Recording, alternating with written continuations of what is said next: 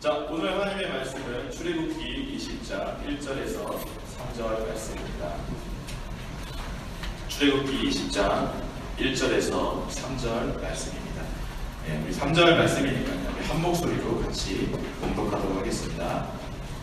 함께 읽겠습니다. 시작! 하나님이 이 모든 말씀으로 말씀하여 이르시되 나는 너를 애굽 땅 종 되었던 집에서 인도하여 낸 내 하나님 여호와니라. 너는 나 외에는 다른 신들을 내게 두지 말라. 아멘. 드디어 출애굽기 20장으로 저희가 넘어왔습니다. 제가 결혼한 지 벌써 횟수로 이제 한 7년이 다 되어가는 것 같아요. 결혼식을 했던 그 당일날을 기억해보면 정말 정신이 없었던 것 같습니다. 너무 긴장을 했어요. 제가 주례를 섰던 목사님의 주례사 말씀이나 어떤 그 말씀도 하나도 기억이 나지 않아요. 그날을 어떻게 보냈는지 정말 정신없이 아침부터 저녁까지 밥 한 끼 먹지 못하고 정신없이 그 결혼식 하루를 보냈던 것 같아요. 근데 그 결혼식 하는 그날, 그 순간 제가 정말 잊을 수 없는 순간이 하나 있는데 그게 뭐냐면 결혼 서약을 하는 순간이었어요. 제가 그 순간만큼 정말 잊지를 못합니다. 신랑 김종규는 신부 부부를 맞아서 예수님이 교회를 사랑하신 것처럼 목숨을 다해 사랑하고 평생을 섬기며 아껴줄 것을 맹세하십니까? 라고 물어봤을 때 정말 가슴 깊은 곳에서 제가 진심을 다해 아주 큰 소리로 우렁차게 네! 라고 했던 순간을 제가 잊지 못해요. 정말 그 순간을 꼭 기억하고 있습니다. 물론 시간이 많이 지나면서 결혼 전에는 몰랐던 그 신부의 모습을 보면서 내가 왜 그들이 큰 소리를 대라고 했을까 후회하기도 하고 때로는 사랑하지도 못하고 많이 싸우기도 하고 그런 경우도 있지만 그 결혼 서약에서 했던 맹세를 제가 기억하고 있기 때문에 항상 사랑하려고 애쓰고 노력하고 있어요. 왜냐하면 결혼 서약이라고 하는 것은 내가 평생을 지키겠다고 맹세하는 약속이기 때문에 그렇습니다. 그러니까 결혼 관계가 유지되고 있다면 반드시 지켜야 되는 법적인 효력을 갖는 맹세, 서약, 약속이기 때문에 지켜야 된다고 합니다. 그러니까 그 관계를, 부부라는 관계를 유지하고 싶다면, 결혼 생활을 유지하고 싶다면 반드시 이 결혼 서약을 지켜야 돼요. 여러분들 다음에 결혼을 하게 되면 아마 잘 알게 될 것입니다. 이 이야기를 할 이유가 뭐냐면 놀랍게도 하나님께서도 우리를 하나님의 신부라고 말씀하시기 때문에 그래요. 성경의 많은 부분에 예수님이 우리의 신랑이 되신다는 표현이 나오고 있고요. 우리는 주님의 신부라는 표현으로 많이 나오고 있습니다. 교회가 예수님의 신부다라고 말씀하고 계시죠. 특별히 이스라엘 백성들을 이야기하실 때에는 하나님이 아예 내가 이스라엘 백성과 결혼했다라고까지도 얘기를 하십니다. 에레미야서 2장 2절 한번 읽어볼까요? 에레미야서 2장 2절 함께 읽겠습니다. 자, 시작! 가서 예루살렘 거민의 귀에 외쳐 말할지니라. 여호와께서 이같이 말씀하시기를 내 소년 때의 우위와 내 결혼 때의 사랑 곧 씨 뿌리지 못하는 땅 광야에서 어떻게 나를 쫓았음을 내가 너를 위하여 기억하노라.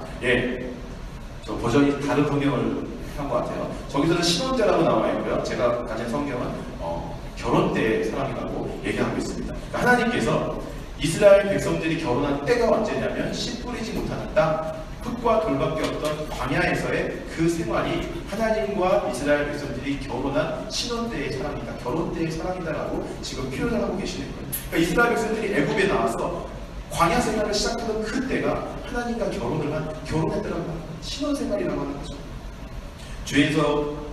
죄의 노예하던 종노릇하던 애굽에서 벗어나 처음 홍해를 건너서 광야에 발을 그 디딘 순간부터 이스라엘 백성들은 하나님의 신부가 되었고 하나님과의 결혼 생활, 신혼 생활이 시작되었다고 하는 것입니다. 오늘 저와 여러분도 마찬가지입니다. 우리가 구원받았다면, 여러분들이 정말 구원받았다면, 여러분들 안에 그 우리가 계속해서 출애굽기를 공부했던 6월절의 사건과 홍해를 건넜던 그 구원의 역사, 은혜, 체험이 여러분들 가운데 있다면 여러분들은 지금 다 하나님의 신부들입니다. 그리고 이 광야 생활, 우리가 살고 있는 이 땅의 생활이 하나님과 결혼해서 결혼 생활을 하는, 신혼 생활을 지금 우리 삶의 생활이라고 하는 것입니다. 여러분 그렇게 믿으십니까? 정말 그렇게 믿으세요? 그래서 하나님께서는 오늘 본문에서 우리가 하나님과의 결혼 생활을 유지하기 위해서 반드시 지켜야만 되는 그 하나님과의 관계를 유지하고 싶다면 반드시 지켜야만 되는 결혼 서약서를 우리에게도 주셨다는 것입니다. 똑같은 결혼 서약서. 그것이 무엇일까요? 하나님의 율법이라고 합니다.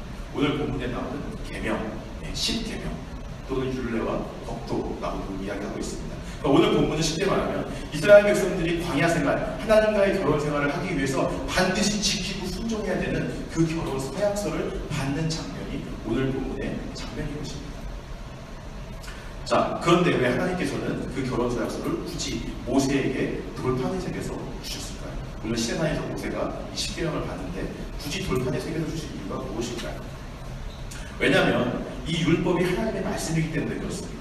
이 말은 곧 이 말씀이 하나님의 성품을 담고 있고 하나님의 뜻을 담고 있다고 하는 거예요. 아주 거룩하고 위대하고 정확하고 가장 선하고 올바른 말씀이 바로 하나님의 말씀입니다. 그렇기 때문에 하나님의 말씀이 선포될 때에는 항상 그냥 임하지 않았어요. 여러분들이 구약 성경을 보시면 알겠지만 천둥이 치거나 하늘에서 소리가 있거나 불기둥과 구름기둥과 연기 속에서 안개 속에서 그런 울림과 같은 소리와 함께 주로 하나님의 말씀이 임했다고 하는 거예요. 항상 그렇게 말씀이 임하니까 직접 그 말씀을 사람들이 듣지를 못했어요. 두려워했습니다. 때론 그 말씀을 듣고 사람들이 죽기도 했어요.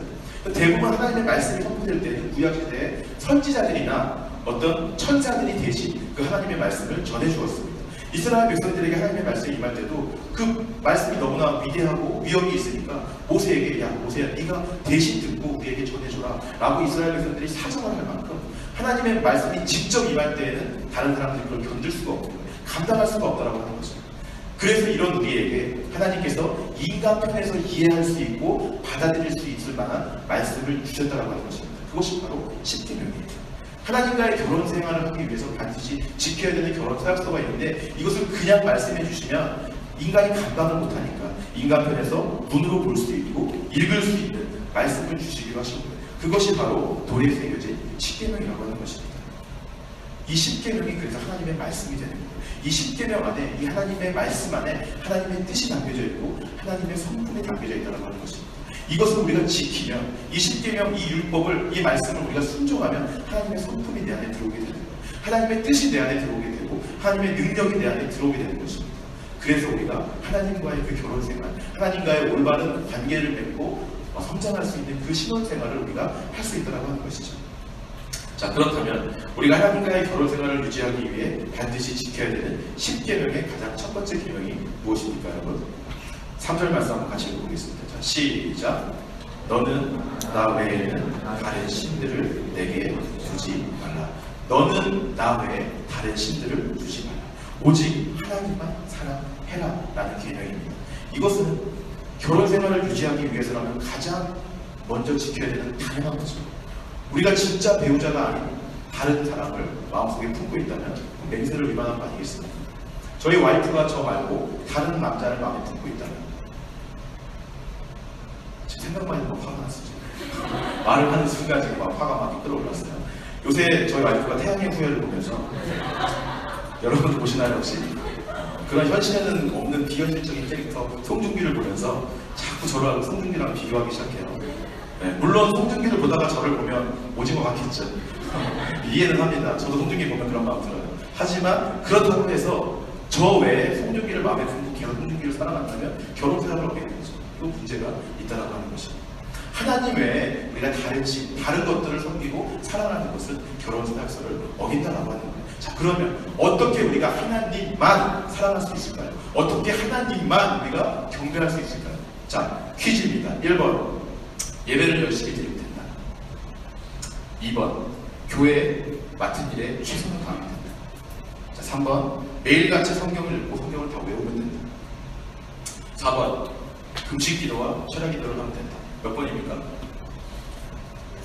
5번 전부 다 하면 된다. 몇 번이에요? 6번 답이 없다. 몇 번이에요? 전혀 무슨 소리 하는지 모르겠다는 듯이 쳐다보는데, 자, 이 1번과 2번과 3번과 4번을 다 한 사람이 있어요. 전부 다 지킨 사람이 있습니다. 사도 바울이라는 사람이 그랬어요. 사도 바울은 율법 학자였습니다. 여러분. 성경을 다 외우고 정말 열심을 다해서 율법을 지켰던 사람이 사도 바울이었어요. 예배를 열심히 드려 목숨 걸고 예배 드렸던 사람이 사도 바울이었어요. 교회 일에 최선을 다해 정말 최선을 다했던 사람이 사도 바울이었어요. 성경을 다 외워 항상 붙이는 성경이 튀어나올 만큼 성경을 달달달달 외우고 있던 사람이 사도 바울이었어요. 금식과 철야, 생활이 금식과 철야였어요. 사도 바울. 정말 이 네 가지를 매일같이 지키고 누가 봐도 야, 저 사도 바울은 정말 하나님 외에 다른 신을 두지 않은 사람 같다. 하나님만 사랑하는 것 같다. 라고 모든 사람이 다 인정할 만큼 그런 사람이었어요. 그런데 하나님이 사도 바울이 다윗에게 가는 그 길 위에서 빛으로 나타나시면서 말씀하시되 이렇게 말씀하십니다. 사울아 사울아, 그때 사울이었습니다.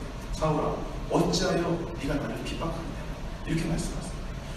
사도 바울은 최선을 다해 하나님을 사랑했어요. 하나님 외에 다른 신이 없는 것처럼 열심을 다해 성경을 읽고 율법을 지키고 교회 일에 최선을 다하고 음식과 처야와 심지어 하나님 외에 다른 신이 없으니까 예수님 믿는 사람들까지 다 잡아다 죽이고 스데반도 죽이고 했던 사람이 사울이었는데 누가 봐도 하나님만 사랑하는 것 같은데 하나님은 그런 바울에게 왜 나를 괴롭게 하느냐, 왜 나를 핍박하느냐 라고 말씀하신다고 하는 것입니다. 결혼 생활도 그래요, 여러분. 사랑이라고 한다, 누군가를 사랑한다라고 하는 건 내가 주체가 아니고 상대방이 주체가 되는 것, 상대방이 주인공이 되는 것이 사랑한다라고 하는 것입니다. 남자들이 실수도 굉장히 많이 해요. 내가 생각하는 것이 사랑이라고 생각하고 여자는 또 그것을 하면 좋아하는 것이라고 착각을 해요. 저도 그런 실수를 많이 했습니다. 사도 바울처럼 이렇게 하면 하나님이 좋아하시겠지 한 것처럼 저도 저희 와이프에게 이렇게 하면 우리 와이프가 좋아하겠지 라고 했는데 막상 해보니까 와이프가 별로 그걸 좋아하지 않는 경우가 많았다라고 합니다.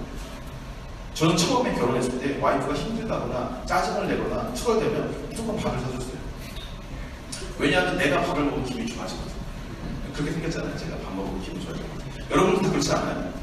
네, 막 그렇죠. 제가 그러니까 당연히 저희 와이프도 그럴 줄 알았어요. 그래서 힘들다 그러면 무조건 데리고 나가서 맛있는 걸 해주는 거예요.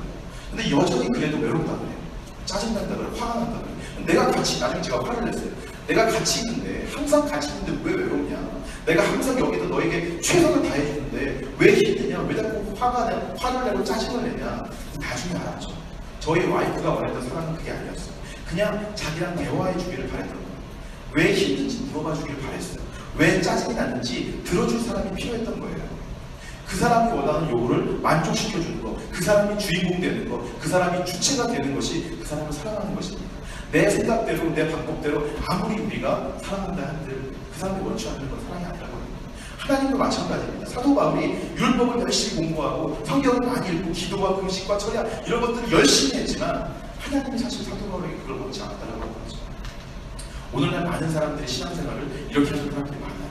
내가 뭘 열심히 하면 하나님을 사랑한다고 착각해요. 교회를 열심히 나오고 내가 맡은 일에 최선을 다하고 헌금을 많이 하고 성경을 달달달달 외우고 기도를 많이 하고 내가 그러면 하나님을 내가 사랑한다고 다른 사람들도 인정해 주겠지. 내가 하나님을 사랑하는 거 하나님도 아시겠지 라고 착각한다고 하는 것입니다. 많은 경우에 물론 정말 하나님을 사랑해서 그렇게 하는 사람들이 있어요. 하지만 많은 경우에 하나님은 그 사람들에게 뭐라고 말씀하시냐면 누구야 어찌하여 나를 핍박하느냐, 어찌하여 나를 괴롭게 하느냐 라고 말씀하신다고 하는 것입니다. 자, 그러면 왜 하나님은 어떤 사람이 하는 사랑을 받으시고 어떤 사람이 하는 사랑은 괴롭다고 말씀하십니까? 왜 나를 핍박하냐고 말씀하세요? 그 이유가 무엇입니까? 다른 사람이 하는 사랑은 나를 사랑하는 걸로 받으시고 어떤 사람이 하는 사랑은 사도 바울과 같은 사람은 나를 핍박하는 사람으로 받아들이시는 이유가 무엇입니까? 하나님을 사랑할 수 있는 자격 조건이 있다는 거예요. 하나님을 외에 다른 신을 두지 않을 수 있는 사람의 자격 조건이 있다는 것입니다. 자, 한번 따라해 봅시다. 용서받은 사람이 하나님을 사랑할 수 있다. 오늘 하나님을 사랑할 수 있는 사람은 뭘 열심히 하는 사람이 아니라 자기 죄에 대해 죄사함을 가진 사람, 그 사람만이 하나님을 사랑할 수 있는 자격을 가진 사람들입니다. 이 용서받음의 경험, 죄사함의 경험이 없는 사람은 아무리 이 자리에 나와서 예배를 드린다 할지라도 아무리 성경을 다 외우고 금식 기도를 한다 할지라도 중심 깊은 곳에서 하나님을 사랑할 수 없다라고 하는 것입니다. 여전히 자신의 뜻대로 하나님을 섬기는 거예요. 여러분들이 여기서 인생을 많이 살지 않았겠지만 가장 많이 산 사람이 우선이겠죠. No? How old are you? 네? 20? 더하기 10 하면 되겠죠. 자, 여기서 제일 인생을 많이 산 사람이 우리 우성인데 여러분들이 그 인생을 살아오면서 가장 큰 고민이 뭐였어요? 살아오면서 가장 큰 고민, 가장 큰 어려움이 뭐였습니까? 대부분 물어보면 시험 문제, 대학 문제, 이성 문제, 가족의 문제 이런 것들을 많이 대답해요. 어른들한테 물어보면 어른들은 보통 사람과 사람 사이의 관계 문제, 돈 문제, 사업 문제, 물질의 문제, 내 가정의 자녀 문제 이런 것들이 가장 큰 문제입니다. 이런 것들이 가장 큰 고민이에요. 이런 고민들 때문에 어떤 사람들은 죽고 싶다고도 얘기하고 실제로 목숨도 끊어요. 너무 이게 견딜 수 없으니까. 물론 정말 힘든 문제들이긴 해요. 이것 때문에 정말 죽을 것 같이 힘들어하는 사람들 그런 고민들 많이 있습니다. 근데 중요한 거는 우리가 하는 그 고민들 사람들이 하는 그 고민들이 대부분 이 땅에 다 해결이 가능한 고민들이에요. 이 땅에서 다 해결할 방법들이 있는 고민들이라고 하는 거예요. 우리가 하는 고민들의 대부분, 대학 문제로 고민하면 공부를 열심히 하면 돼요. 사업에 실패했어. 돈이 있으면 되는 거잖아. 내가 돈이 없어서 문제인 거지, 이 땅에 있는 방법으로 해결이 가능해요. 돈이 있으면 되는 거니까. 이 땅에 있는 방법으로 어떤 것이든 다 웬만한 문제 다 해결이 된다라고 하는 거예요. 자, 그런데 이 땅에 있는 방법으로도 절대 해결할 수 없는 문제가 있어요. 그것이 바로 우리 안에 있는 죄 문제라고 합니다. 세상에 있는 어떤 것으로도 해결할 수가 없습니다. 돈이 아무리 많아도 안 돼. 아무리 사랑하는 사람이 많아도 안 돼. 아무리 사업이 성공하고 명예를 다 얻고 이 땅에 있는 모든 걸 다 가져도 해결할 수 없는 것, 우리가 가진 방법으로 해결할 수 없는 게 바로 내 안에 있는 죄 문제라고 하는 것입니다. 그렇기 때문에 이 죄 문제 때문에 우리가 애통해하고 고민하고 눈물 흘리고 괴로워해야 되는 거예요. 여러분, 이 문제 때문에 고민해봤습니까 혹시? 다른 문제 때문에는 내가 죽고 싶다고, 다른 문제 때문에 내가 몇 날 며칠 울면서 밥도 안 먹고 그러는데 이 죄 문제 때문에 이런 고민해놨냐고요. 당장 내가 죽으면, 내가 나가서 죽으면 지옥 갈까봐 두려움 때문에 걱정해놨어요. 매일같이 짓는 죄 때문에, 죄책감 때문에 견딜 수 없어서 고민해봤다고 하는 거예요. 이 고민, 이 죄에 대한 고민은 세상에서 하는 그런 고민들과는 비교가 안 되는 고민이에요. 왜냐하면 해결할 수가 없기 때문에, 이 땅의 방법으로는 해결할 수가 없기 때문에 이것이 가장 큰 고민이고 우리가 이것을 위해 가장 애써야 될 기도의 제목인 것입니다. 자, 그런데 이런 죄에 대한 고민과 이런 죄에 대한 어려움을 예수님이라는 분이 이 땅에 오셔서 십자가에 달리심으로 한 방에 해결해 주신 겁니다. 그리고 그 사실을 우리에게 알려주셨습니다. 그리고 예수님의 십자가로 인해 우리 죄가 사해지고 우리가 죄에서부터 자유함을 얻는다는 사실을 알려주셨어요. 그 해결 방안을 믿고, 믿음으로 믿고 깨달은 사람, 죄 사함의 확신을 가진 사람이 어떻게 하나님 외에 다른 신을 섬길 수 있느냐고 합니다. 자기가 평생을 노력해서 해결할 수 없는 죄의 문제에서 해방함을 받았는데 죄 사함의 확신을 받은 그 사람이 어떻게 하나님 외에 다른 신을 섬길 수 있느냐고 하는 것이죠. 하나님만 사랑할 수밖에 없게 되는 거예요. 하나님을 사랑해야지 되는 게 아니라 하나님만 사랑할 수밖에 없어요. 그렇게 될 수밖에 없는 거예요.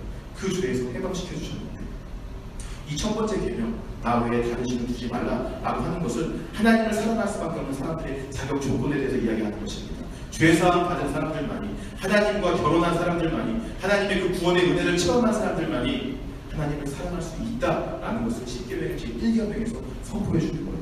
그렇지 않은 사람들이 하는 것은 하나님을 다 괴롭게 하는 거예요. 죄사함의 확신이 없는 사람들이 하는 것은 하나님을 다 힘들게 하는 거예요. 하나님이 말씀해서 주여 주여 하는 자마다 다 천국에 들어가지 못할 거다라고 말씀하셔요.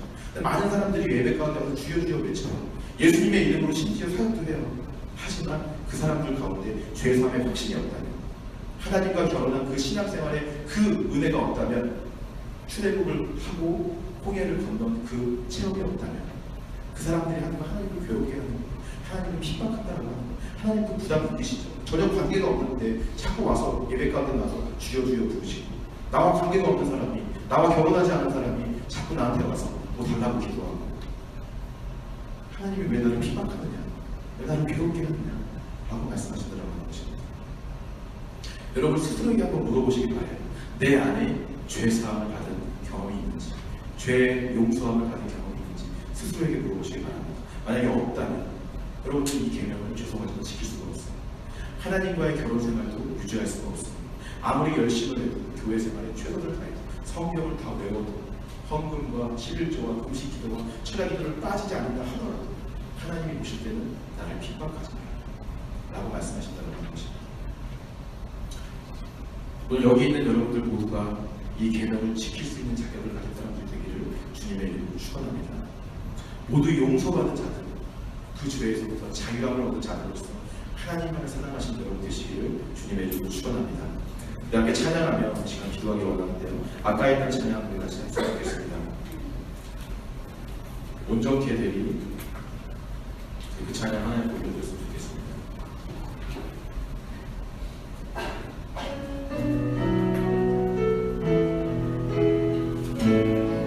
주 앞에 나와, 주 앞에 나와 제사를 드리네, 마음을 열어 내 삶을 드리네, 주를 봅니다.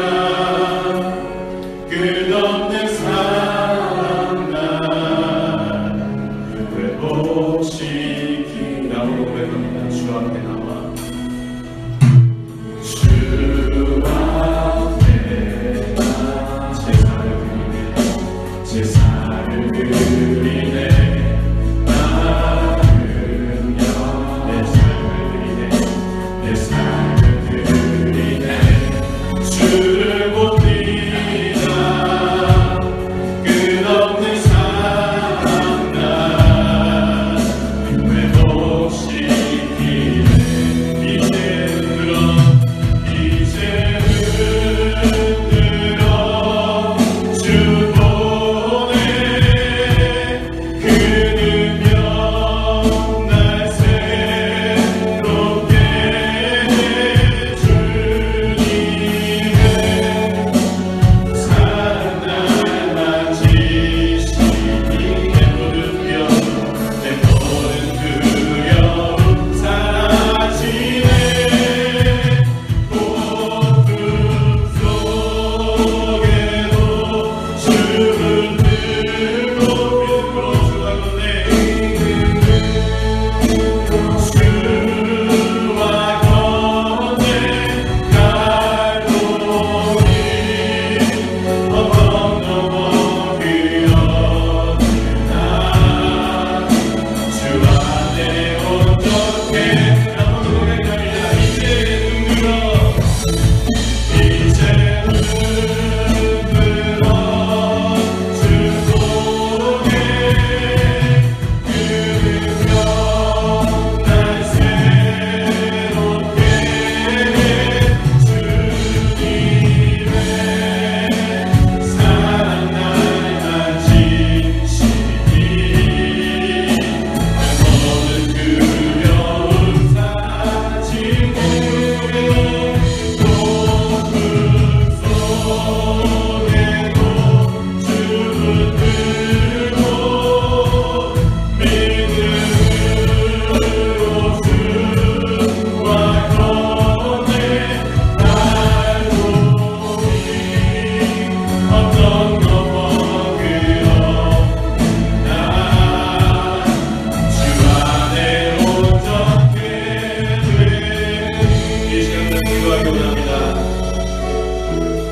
오늘 스스로에게 물어보시기 바랍니다. 나는 정말 하나님과 나의 관계에 있어서 죄사함에 확신이 있는 사람인지 스스로에게 물어보시기 바랍니다. 정말 내가 살고 있는 이 땅의 이 생활이 하나님과 결혼한 광야 생활이 맞는지, 하나님과의 그 신혼 생활이 맞는지 여러분들에게 스스로에게 물어보시기 바랍니다. 만약 아니라면 오늘 우리가 이 자리에 나서 하는 모든 것들이 의미가 없는 것이고 하나님을 괴롭게 하는 것입니다. 우리가 기억해야 할 것입니다. 이 시간 스스로에게 물어보시고 정말 하나님과의 관계가 없고 아직 죄사함에 확신이 없는 사람들은 이 시간 나에게 하나님 보여주시옵소서. 나에게 구원을 보여주시옵소서. 하나님과 관계가 있게 하여 주시옵소서. 예수 그리스도의 그 십자가 능력으로 내가 이 땅에서 해결할 수 없는 그 죄의 문제가 해결되었음을 믿음으로 믿고 깨닫게 하여 주시옵소서. 기도하시기 바랍니다. 그리고 이미 하나님과 결혼한 그 광야 생활을 하고 있는 분들이 계시다면 이 시간 이 율법이 당연하게 지켜지게 하여 주시옵소서. 하나님만 내 가슴 속에 두고 세상의 다른 것들, 다른 신들, 우상들을 나의 마음에 두는 것이 아니라 하나님만 사랑하며 하나님만 섬기며 나아가는 이 땅의 그 결혼 생활 되게 하여 주시옵소서. 하나님과의 그 행복한 관계, 교제를 만든 그 시간이 되게 하여 주시옵소서. 우리 믿음으로 그렇게 고백하며 같이 기도하며 나아갑니다. 기도하겠습니다. 사랑의 하나님 감사합니다. 아버지, 오늘 이 시간 말씀을 통해서 하나님과 함께하는 생활이 어떤 것인지, 하나님과 교제하고 하나님과 관계 맺는 그 생활이 어떤 것인지 말씀하여 주신 참으로 감사합니다. 하나님 그렇습니다. 하나님께서 주신 이 결혼 생활과 이 율법을 지키기 위해서는 하나님과 결혼하지 않으며 하나님과 관계 맺지 않으며 하나님의 그 능력으로 인해 예수 그리스도의 십자가 사랑으로 인해 죄사함의 확신이 없으면 아버지 아무것도 할 수 없음을 이 시간 고백하오니 하나님 이 시간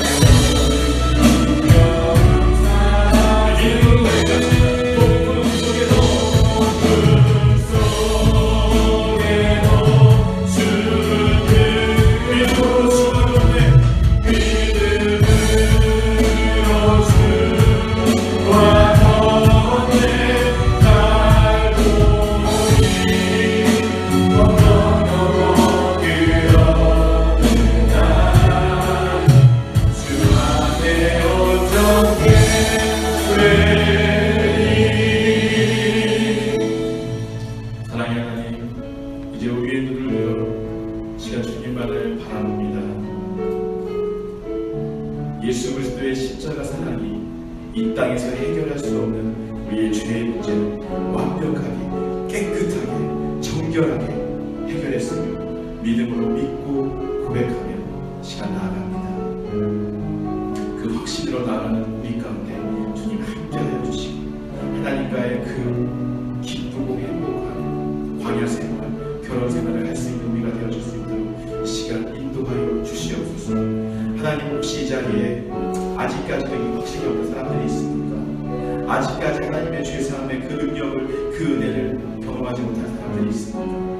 혹시 그런 사람들이 있다면 하나님 이 시간에 기도한 이 기도의 고백들을 들으시고 그들에게 찾아가셔서 하나님의 사랑을 알려주시고 예수 그리스도의 십자가 능력으로 그 모든 죄의 문제를 정결하고 깨끗하게 해결하여 주시옵소서. 하나님, 또한 기도합니다. 이 시간 하나님과 관계는 맺었고 구원은 받았지만 이 땅에 있는 것들이 너무나 좋아서 하나님 외에 다른 것들을 사랑하고 다른 것들을 신으로 둔 사람들이 또한 있습니까? 그런 사람들이 있다면 이 시간 다시 한번 이 말씀, 이 율법이 내 안에 들어와 능력이 되고 내 삶이 되어서 하나님 외에 다른 신을 섬기지 않고 하나님만 사랑하는 우리가 되어질 수 있도록 이 시간 축복하여 주시옵소서. 이제는 우리 주 예수 그리스도의 은혜와 하나님 아버지의 극진하신 사랑과 성령의 충만히 임재하신 교통하신 이끄심이 오늘 이 자리에 하나님과 그 행복한 결혼 생활을 위해 하나님 외에 다른 신을 두지 않기로 결정하고 오직 그 율법을 마음에 새기며 지키기로 나아가기로 선택한 모든 청년들 머리머리 위에 이제로부터 영원토록 함께 있을지어다.